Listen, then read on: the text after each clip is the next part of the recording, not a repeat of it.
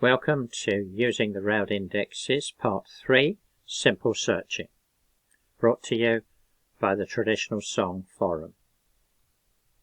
In Parts 1 and 2 we talked about the indexes, the philosophy behind them, what goes in, and we saw how you can see the data on the screen, how you can manipulate it. But now we're moving on to the rather important topic of searching. This part is simple searching. Part 4 will be advanced searching. Part 5 will include other advanced techniques, downloading the data and all that sort of stuff. So here we are at the Vaughan Williams Memorial Library, VWML website. You'll be seeing a lot of this because the VWML hosts my indexes, and this is the main online portal. I'll say this at the beginning of each of these videos because you may have come straight in to number 3. If you want to search the Roud indexes only, you have to click on the box up here and so on and tell the computer to do that. If you don't, you'll search my indexes plus all the VWML indexes and catalogues. Now that may be what you want. You might want to search all at the same time, but if you don't, then click on this box and restrict it to my indexes. And one thing to say at this point is that a simple search here searches both my broadside index and my folk song index at the same time. Now if you only want one or other of those, you'll have to wait until the advanced search to learn how to turn one or other of them off. But for now, the default is to search both. The only downside of that is that sometimes you get duplicate results because you might get the same entry from the broadside index and from the folk song index, which might confuse you a bit, but you'll get used to it. So, simple searching, as the name implies, is like a Google search where you have one box up here where you can put in anything you like and then see what happens. Now, take no notice of what appears on the left here. That's advanced search stuff. You'll come to that later. And down here, that's just things that I've searched for before. There's suggestions, which are always wrong. But we're going to type in Rover because there's lots of songs with rovers in them. And then you tell it to go with this search magnifying glass symbol there, or you can just hit enter and off it goes. Now we talked in part 2 of the way you can change what your results look like.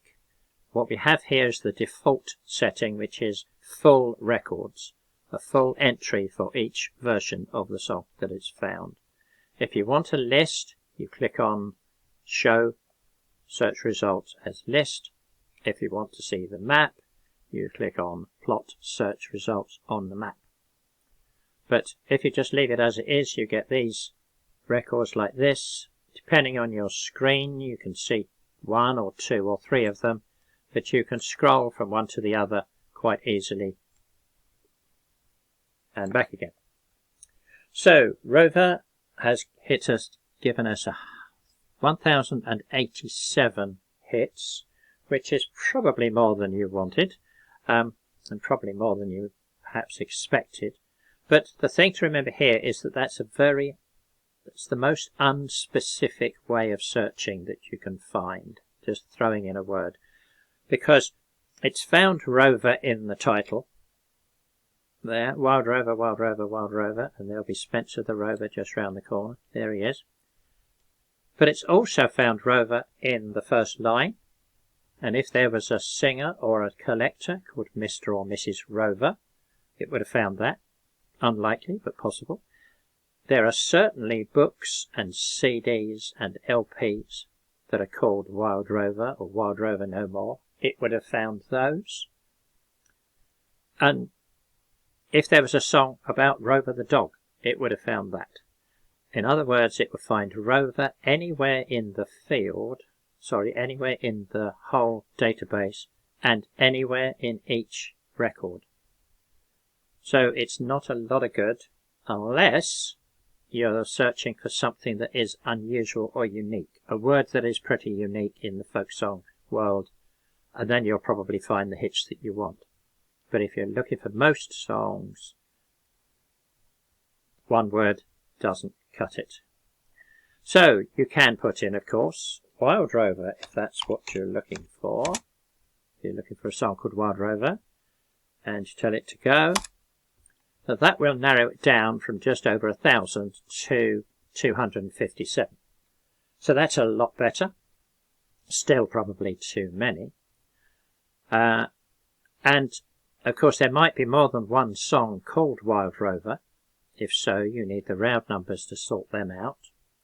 But more importantly, it's still searching all the fields, and it's not searching as a phrase, it's searching as two separate keywords. So anything with both Wild and Rover in it will be found. So if there was a song, My Dog Called Rover Was Very Wild, then it would find that. So to be more specific, you need to say, I want Wild Rover as a phrase. And the way to do that, as in Google, and remember this in Google, it's really very useful, as in most databases, put Wild Rover in double quotes and click on search, and it will find only those entries that have Wild Rover as a phrase. But it's still searching all the fields. Now, one other thing before we go on to the aspect of how you can designate which field you want. The search engine also allows truncation. And again, most databases would do this for you. If you're thinking about looking for songs about farming, you might throw in the word farm, which is fair enough, and it will find you quite a lot of songs with farm. But then there's farms as plural. There's farmer and farmers, there's farm workers, there's farmland, there's farming. It would be nice to search for all those at the same time. You can do that by adding the asterisk, which means that anything that starts with those 4 letters will come up. And lo and behold, we get 6,000 results. Again, more than you've probably coped with.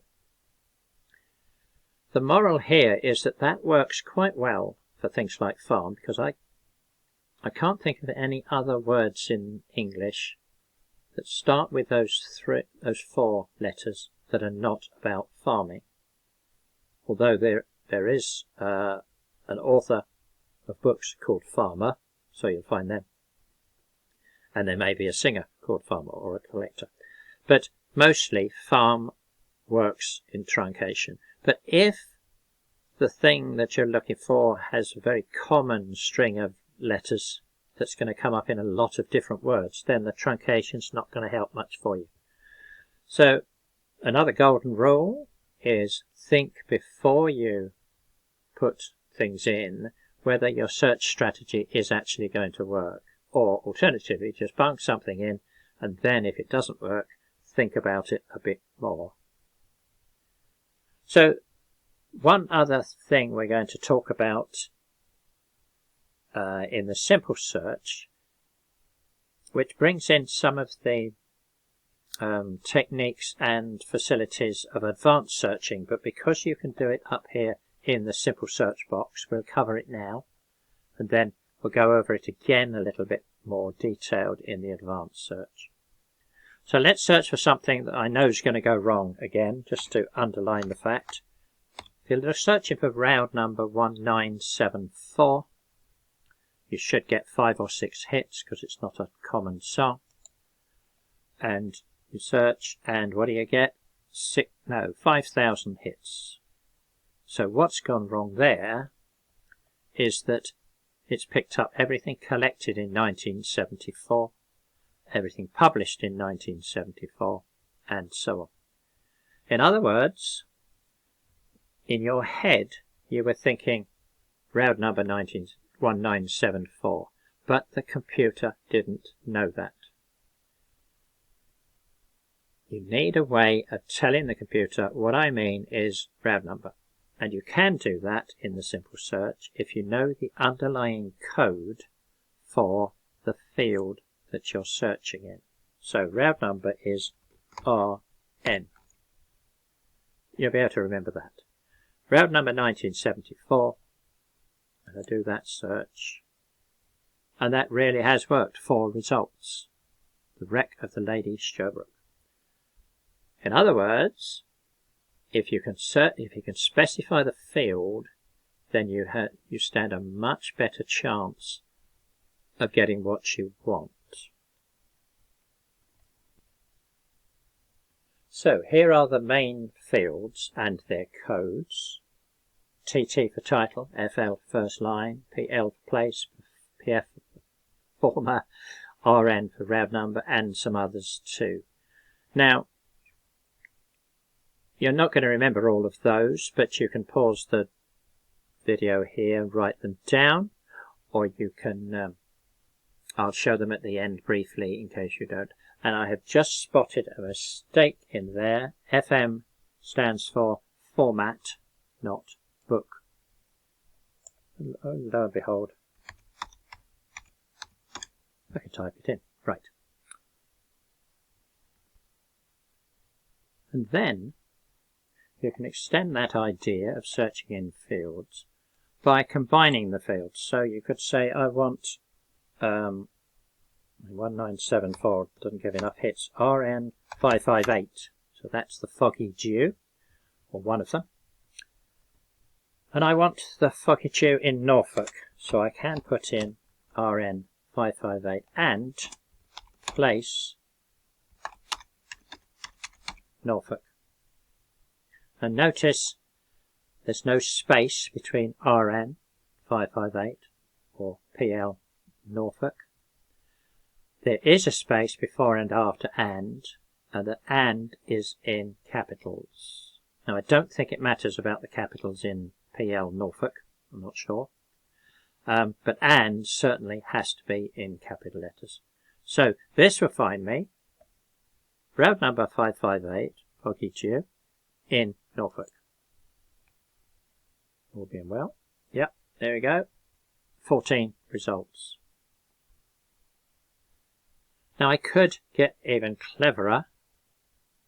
I could say, alright, that's very nice, but I don't want the American ones. So RN 558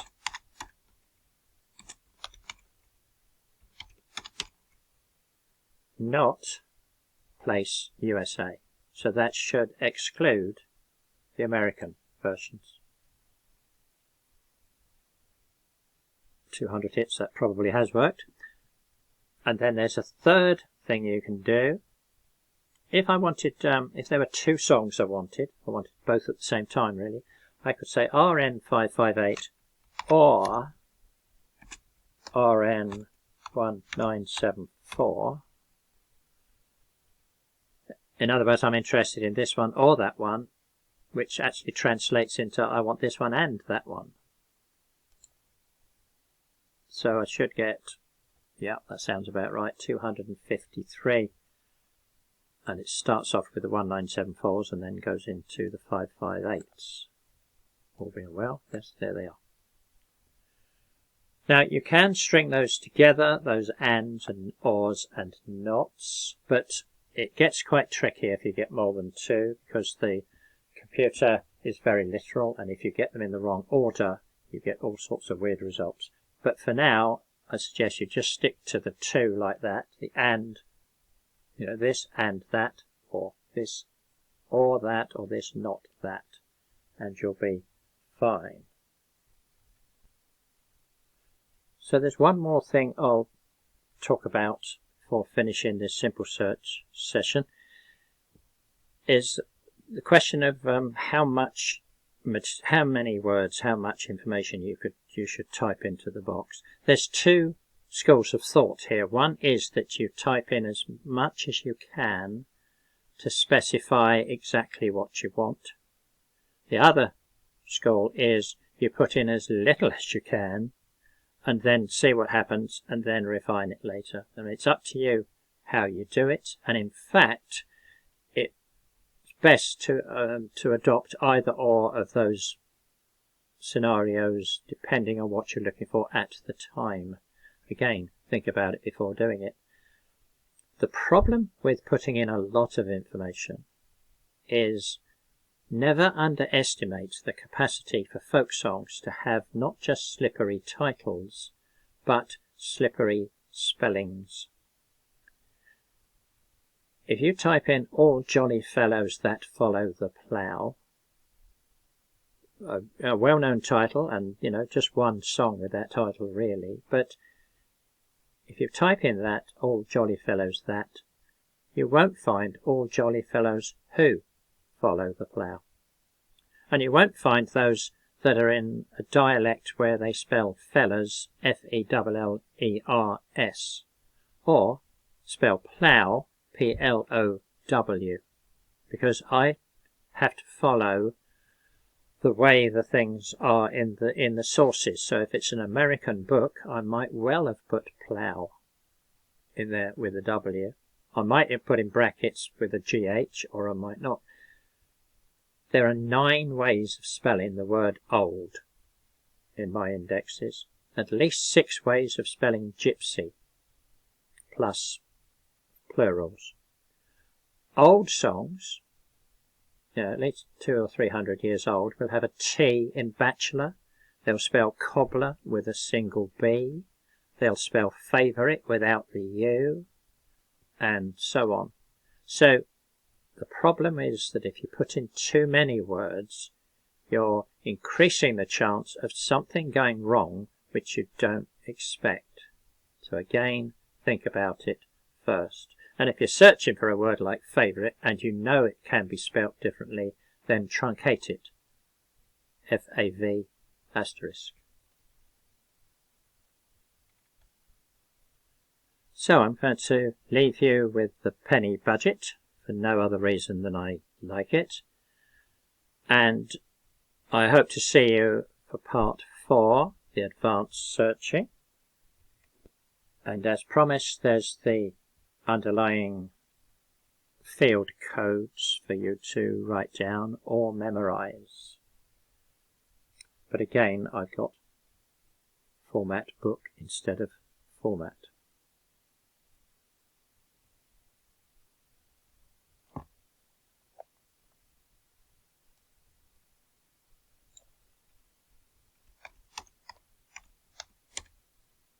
There you go.